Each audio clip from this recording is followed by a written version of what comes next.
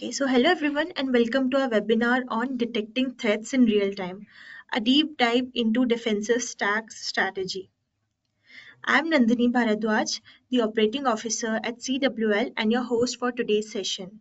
It's fantastic to have you all here with us today. So let's get started.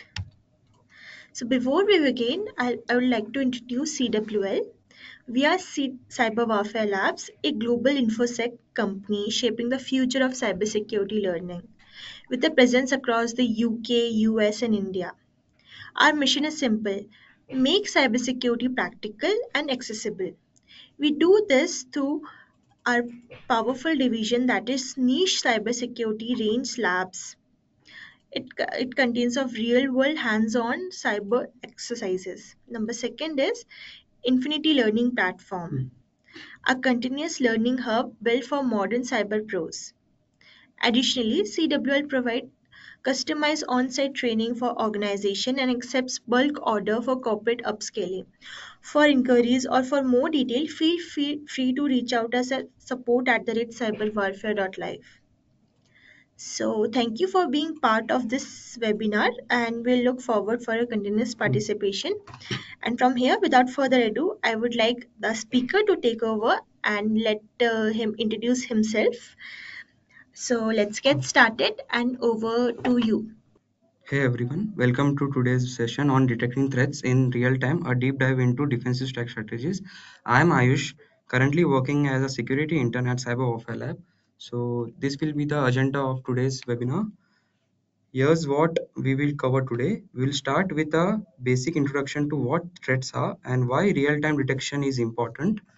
Then we will look into what defensive stack looks like at a glance. Then after that we will move into how real-time detection work, the components involved, and last and finally we will go deeper with examples of how detection works across different layer of attack. So I hope my screen is visible. Threats and their impact. All right, starting with the basic. What's a cyber threat? Think of any attempt to break into, damage, or mess with digital system. That's a threat, and the impact it can be huge, from service outage and breaches to financial losses, compliance issue, and even brand damage. That's why real-time threat detection is so important. Traditional methods often catch things too late. By then, the attacker has already moved laterally. Uh, but real-time detection help us catch them early, stop lateral movement, respond faster, which means less damage. So next is defensive stack at a glance. Before jumping into the tools themselves, it's important to understand the different layers that work together in a modern security setup. When we talk about detecting threats in real time, we are not just talking about a single tool. We are talking about a combination of systems that each play a specific role. So first is SEM. So, or you can call it as security information and event management. It acts like the brain of the operation. It collects log and data from all over the environment and looks for patterns that might indicate something's wrong, kind of like a security analyst who never sleeps. Uh, then XDR, which stands for Extended Detection and Response. Take this as a step further. Instead of focusing on just one part of the system, it pulls data from endpoints, network servers, all in one place. So we get a complete connected view of what's happening during an attack. So next is EDR. EDR stands for Endpoint Detection and Response. Focuses specifically on the devices people use, such as laptop, desktop, server. It helps detect suspicious behavior right on those machines and allow quick response like isolating the device or killing a malicious process. So now we'll go to IDS, or we can call it as intrusion detection system. Watches all the network traffic coming and going. If it sees something that looks like an attack, says a stranger packet, or an unexpected connection, it raises a red flag. And now IPS, which stands for intrusion prevention system, works like IDS, but which with one key difference: it doesn't just alert, it takes action. It can block the malicious traffic in real time, stopping the attack before it even reaches its destination. Now let's look at the tools that help us detect threats. in real time. Wazoo is a powerful SEM and EDR tool. It collects log, correlate events, and give a real-time alert. It uses agents to monitor file changes, looks for rootkits, and more. Then is Suricata. On the other hand, is a network-based tool. It inspects packet using rules to detect things like malware or exploit attempts. Think of it as watching traffic at the door. Together, they give us both endpoint and network visibility, which is crucial for spotting threats quickly. Now, now we'll talk about key capabilities and benefits. Hope my screen is visible and you can see the presentation. Okay. So let's break that down a bit more. Wazoo gives us detailed visibility on endpoint. It watches what's happening on each machine, correlates event, and help us stay compliant. Now, Suricata. Suricata watches the network side. So if you know, in IDS IPS there can be two types of it. One is HIDS and IPS, and other is NIDS and IPS. So HIDS and IPS stands for host based intrusion detection and prevention system, and NIDS and IPS stands for network based intrusion detection and prevention system. So as the name suggests, so HIDS just watches the host, uh, related just watches network related things related to host, and for NIDS it will be network. Together they cover a lot of ground and really strengthen our detection capabilities. So this is how real-time threat detection structure looks. Here is a simple structure to understand it. First, we have data sources where all the information comes from, like endpoints, server, network devices. Then logs are generated. These are like records of what's happening. These logs creates events, specific action like a login or a file being modified. We use correlation and rules to connect different event and spot suspicious behavior. If something looks bad, the system generates an alert. And finally, all of this is visualized. Dashboard help us quickly see what's going on. So now we'll go to the implementation part. So we are taking these four modern day attacks. So just a second, I will change my screen to my VM. So first we are taking as Wazoo. So Wazoo you can download the Wazoo from the browser and then install it using the documentation provided by them. So it's very easy, you can do that. And then through Wazoo we can deploy our agent to the machine. So my Ubuntu is an Wazoo server. So here a Wazoo dashboard is visible. So this is how Wazoo dashboards look after downloading. So first is configuration assessment. So there will be many applications in your system. So there may be like particular versions of that. So the configuration assessment will let scan your assets as part of a configuration uh, assessment audit. Second, in endpoint security, there is malware detection. So it can be done through Wazoo. Third is file integrity monitoring. It's a good feature that is present in Wazoo. So now we'll go to like I'm just giving you the overview about the Wazoo's dashboard. Threat intelligence, where you will get the threat hunting. Like let's say if any rule matches, so you will get an alert here in threat hunting and vulnerability detection. So when you deploy your Wazoo agent in the target, so it will scan it against the database of the vulnerability. So then you will get the CVs or something that you are vulnerable. You can see here like how many vulnerability, like medium vulnerability and low vulnerability are present in my Wazoo agent. That's my Ubuntu. So now security operations. So here it's mainly about regulations like PCI, DSS, and GDPR. So if let's say we'll take about uh, HIPAA. So if your agent contains some information regarding healthcare or regarding anything, so if someone exploits it, so you can see like if it's in if attack is possible.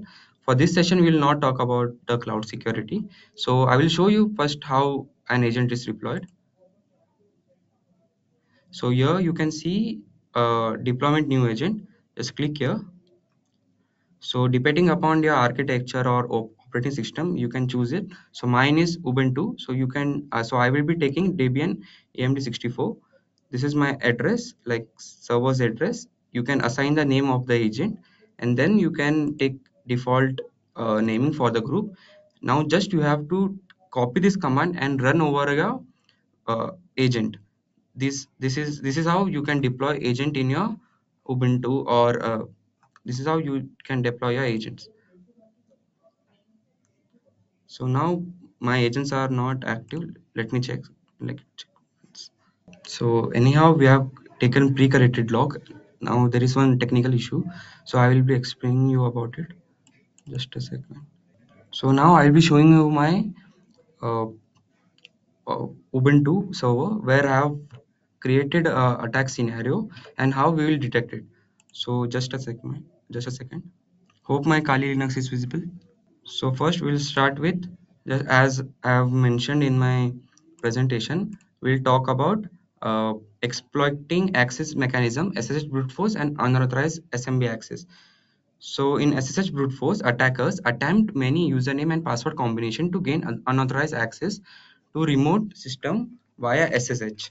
And for unauthorized SMB access, attacker exploits weak or default credential in SMB file sharing to access share files or system without permission. So first we'll start with SSH brute force.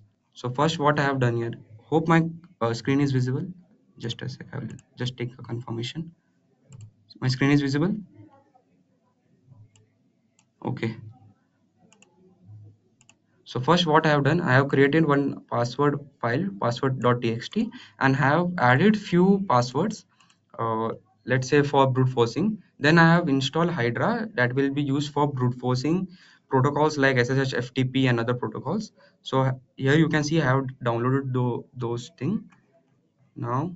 So now, as my uh, SSH server is present in my Ubuntu, so from Kali I will be trying to access a user and through brute force. So this is a command hydra minus l, that's the username, and minus b, where you will specify your password's location, password.txt's location, and then ssh and the target machine. So while you can see here that hydra has brute force the username and credential. And here now, like, I will show you in my Wazoo, like how it looks like if someone is brute forcing you. So just let me change the screen. Hope my screen is visible. Wazoo dashboard is visible. So just a sec. So here I will be, like, let's say I have pre-collected logged. So I will just type SSH. So as I have configured it. So you will be getting your SSH brute force, like, let's say. So you will be getting a user login field. It will be shown that someone is trying to brute force you and the user credential is wrong. So you will be seeing this in your Wazoo dashboard. So here is the log. You can see that here they have mentioned about the agent, like as we have deployed the agent. So it will have an ID and the full log. You can go through it once. So here they have mentioned there is an authentication failure. So here Wazoo has a capability of mapping your attacks through MITRE ATT&CK framework. So MITRE ATT&CK framework just explains you about the attacker's TTP, that is tactic, techniques, and procedure. So means why attacker is exploiting or attacking a entity. So here it's shown that it's a password guessing, means brute force attack is taking place. Hope you understood it. Now we will be talking about SMB, unauthorized access. So let me show you in my VM, like how I performed it. Let me change the screen, just a second. Hope you can see my Ubuntu screen. Yeah, like I'll go to my Kali. So here I have already mentioned how I performed this attack. So what I have done is I have used SMB share to perform this attack. So in my Ubuntu I have added SMB. So and I have added a guest share, and guest share I have added one folder. So through my Kali I will try to access it and get the logs. So the commands are, so through this command, as you can see, SMB client, you will mention your at, IP, like not your IP, like the where you are performing the attack, the public, as I have mentioned the group share to be public. So there, as as you get in, so you will be changing through, you will be seeing few things. So let me show you in the Wazoo's dashboard how this attack looks, or how we get the log. As you can see here, you can see the session is open or session is closed. So as you are accessing from your Kali, so the session will be open, and you will get an alert in Wazoo's dashboard. So now we'll go towards file integrity monitoring. What file integrity monitoring does, like let's say if you have a file disk, let's say, and what it will do, it will run an hash algorithm. So let's say if you change anything, then the hash will be changed. Then there is a uh, then you will find the integrity has been lost off. So I will show you in my virtual machine how I performed it. Wait me, let me change the screen.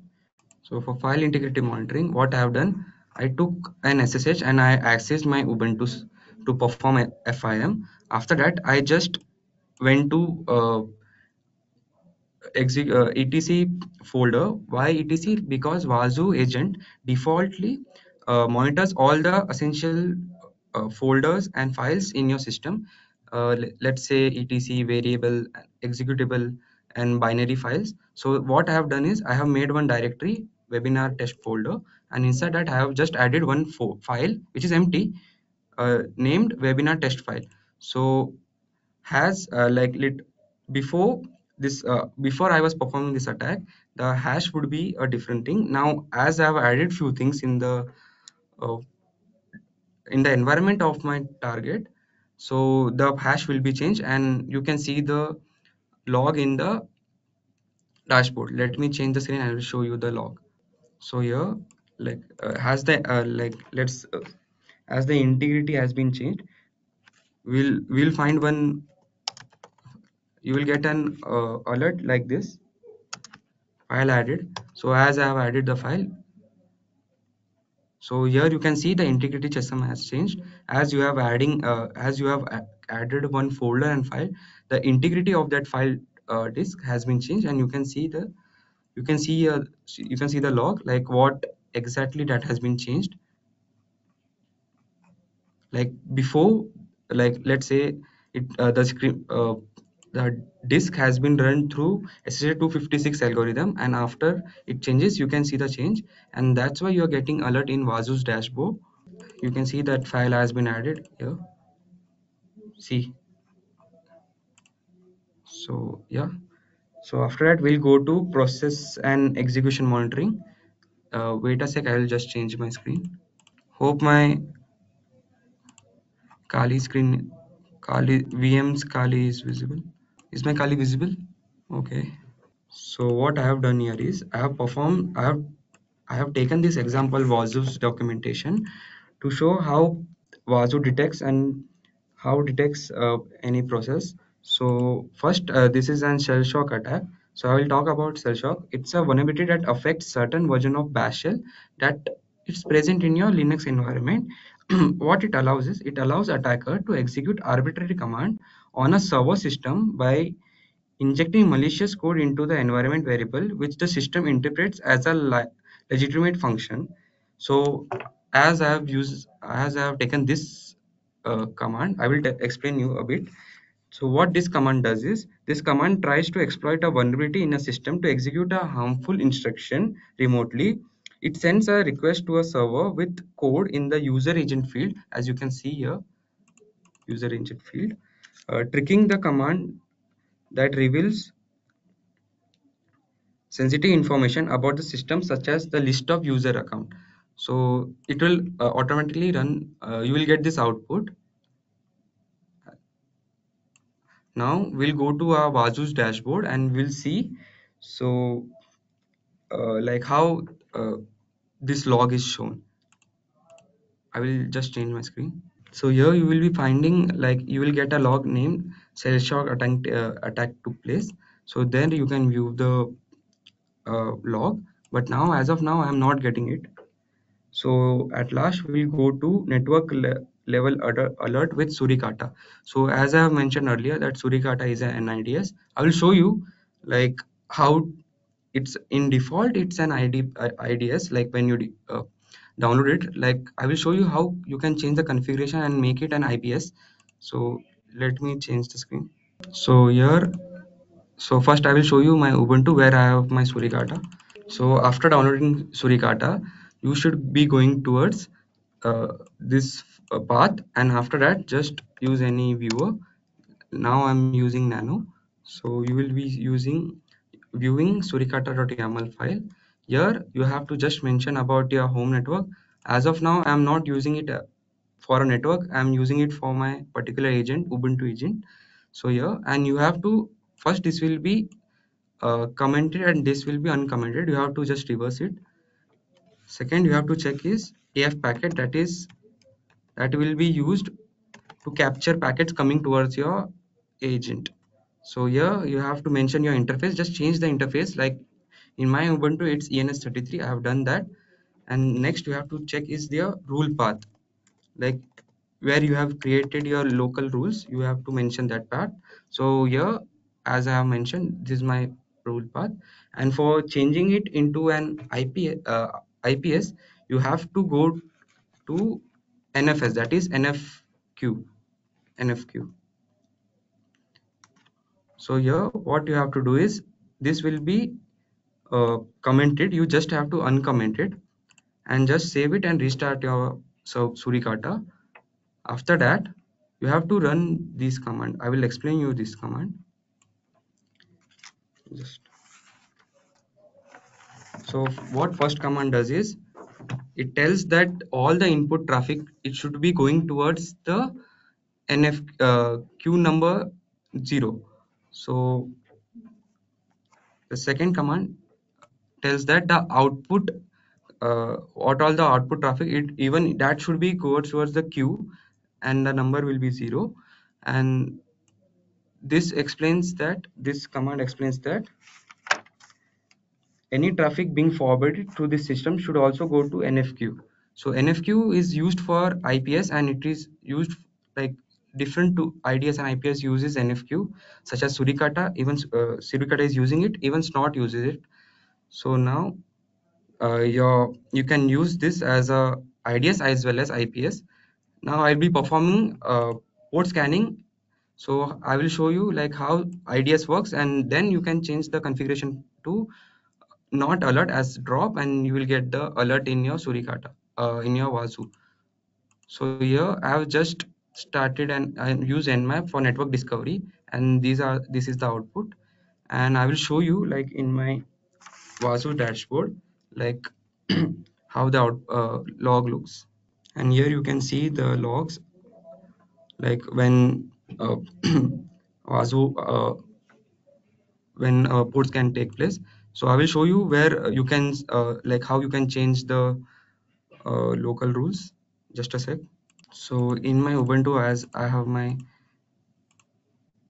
local, you will be going here and you will be just using Nano and mention the rule file, and here you can create the custom rule. So here I have created rule for uh, port scanning or some other rules as well. So here you will be mention about the action, let's say alert, drop, another thing. Then you will be mentioning about the port. Then as I have written here any. So here you will be mentioning about the network, let's say your home network or external network. And here you will be mentioning about the home network or network IP, and here you will be mentioning about the port number. So when the traffic matches this rule, you will get an alert. So that's it from my side as of. So you can ask me any question. Any questions from your side? Okay, no questions from your side as of now. I will wait for 1 minute. So as I can see no question, I will end the webinar now. You will definitely get the recording, like it will be uploaded in the CyberWarFare lab channel, and you will get the PPT as well. So any other question? So as I can see no questions, so I would like to end the webinar. So thank you for joining. I hope you enjoyed it. So thank you.